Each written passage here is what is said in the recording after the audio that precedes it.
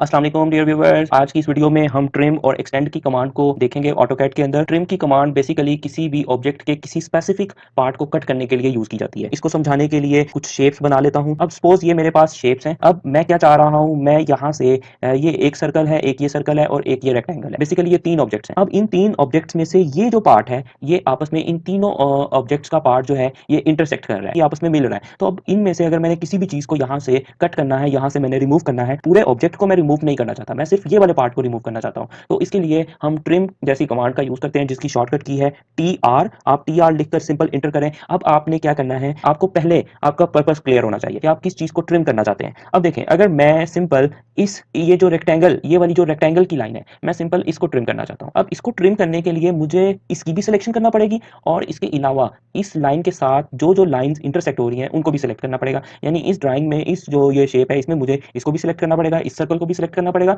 और इस रेक्टेंगल को भी सिलेक्ट करना पड़ेगा। सिलेक्ट करने के बाद आपने इंटर करना है। इंटर करने के बाद अब आपने इसको ट्रिम करना है। तो ये देखें, मैं इस लाइन की तरफ अब अपना कर्सर लेकर आऊंगा तो यहाँ पर ये ट्रिम हो जाएगी। ऑन दी अदर हैंड, अगर हम ऐसा ना करते, जैसा कि अभी मैंने आपको बताया कि मैं ट्रिम की कमांड को अगेन इनेबल किया, अगर मैं सिर्फ इस रेक्टेंगल को यहाँ पर सिलेक्ट कर देता, क्योंकि मैंने ट्रिम तो इसी को ही करना है। मोस्टली स्टूडेंट्स यही प्रॉब्लम कर रहे होते हैं ट्रिम की कमांड में। वो कहते हैं कि हमने इस लाइन को ट्रिम करना है तो हमें इसीलिए इसी की सिलेक्शन करना पड़ेगी। और अब यहाँ पर आप राइट क्लिक करें और ट्रिम करें तो ये देखें अब क्या हो रहा है, अब ये वाली जो लाइन है ये यहाँ तक ट्रिम हो रही है, इवन कि हमें यहाँ से लेके यहाँ तक ट्रिम करना था। बेसिकली ये ट्रिम की कमांड किस तरह से वर्क करती है, ट्रिम की कमांड एक्चुअली वहां तक ट्रिम कर रही होती है जहां तक उस ऑब्जेक्ट को कोई और ऑब्जेक्ट रोके ना। अब ये जो लाइन है इसको यहाँ पर कोई भी रोक नहीं रहा, बेसिकली ये रोक रहे हैं लेकिन हमने इनको सिलेक्शन में नहीं लिया हुआ। अब ये हमने सिलेक्शन में ली हुई है पूरी रेक्टेंगल, तो ये लाइन यहाँ पर इसलिए इसको यहाँ पर रोक रही है, तो इसीलिए ये पूरी लाइन यहाँ तक ट्रिम हो रही है। होप सो आपको ये मैं अच्छे से समझा सका हूंगा। तो ट्रिम इस तरह से काम कर रही होती है। अगर हम यहाँ पर बात करें, अगर हमने सिर्फ ये वाला जो एज है इसको अगर हमने ट्रिम करना हो तो हम किस तरह से करेंगे, हम TR ट्रिम करेंगे। अब ये देखें, ये जो लाइन है ये यहाँ पे भी इंटरसेक्ट हो रही है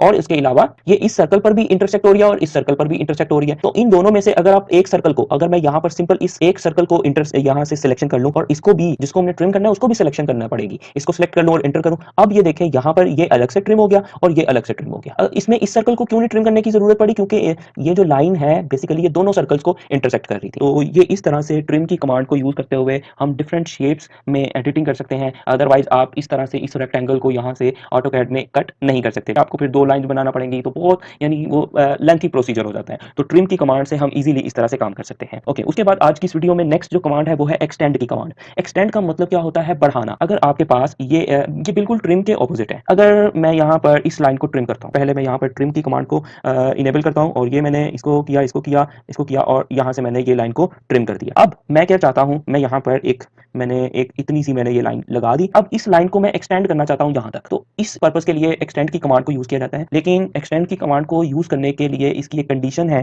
कि एक्सटेंड की कमांड आपने जब भी किसी भी ऑब्जेक्ट के लिए यूज करनी है तो उस ऑब्जेक्ट के आगे कोई और ऑब्जेक्ट होना चाहिए, यानी उसको रोकने के लिए कोई चीज होनी चाहिए। अगर यहाँ पर आप कुछ भी नहीं लगाएंगे, जैसे कि अगर ये एक लाइन है, ये मैंने यहाँ पर लाइन लगा दी, अब मैं इसके ऊपर एक्सटेंड की कमांड लगाऊंगा तो वो यहाँ पर इंप्लीमेंट नहीं होगी, क्योंकि यहाँ पर इसको रोकने वाली कोई भी चीज नहीं है। इसको मैं करके ही दिखा देता हूँ। इसकी जो शॉर्टकट की है वो है EX मैंने लिखकर एंटर किया। अब मैं इस ऑब्जेक्ट को सिलेक्ट करता हूं जिसको मैंने एक्सटेंड करना है और देन मैंने एंटर किया। अब यहां पर देखें, यहां पर ये स्टॉप का आइकन आ रहा है, इसका मतलब क्या हुआ कि ये लाइन जो है ये एक्सटेंड नहीं हो सकती। ऑन दी अदर हैंड, अगर मैं एक और लाइन लूं और मैं यहां पर यहां तक मैंने एक लाइन लगा दी, यानी ये अब लाइन इसको इसको रोकेगी, और मैं अब यहां पर अगर एक्सटेंड की कमांड को यूज करता हूं तो एक्सटेंड की कमांड को यूज करने के बाद अब मैंने यहां पर ऑब्जेक्ट को सिलेक्ट करना है। तो ख्याल रहे, जैसे हमने ट्रिम में हम उसको भी हम सिलेक्ट कर रहे थे जिसको हमने ट्रिम किया, और हम उसको भी सिलेक्ट करते थे जिसके ऊपर से जो उसको कट कर रहा होता था। तो यहां पर भी हमने जब एक्सटेंड करना है तो जिस लाइन को हमने एक्सटेंड करना है हमने उसको भी सिलेक्ट करना है, और जिसका रेफरेंस देना है यानी जो उसको रोक रही होगी उसको भी सिलेक्ट करना है। सिलेक्ट करने के बाद आप इंटर प्रेस करेंगे और अब आपने उस ऑब्जेक्ट को सिलेक्ट करना है जिसको आप एक्सटेंड करना चाहते हैं, तो इसको आप क्लिक करेंगे तो ये यहाँ पर आपकी जो लाइन है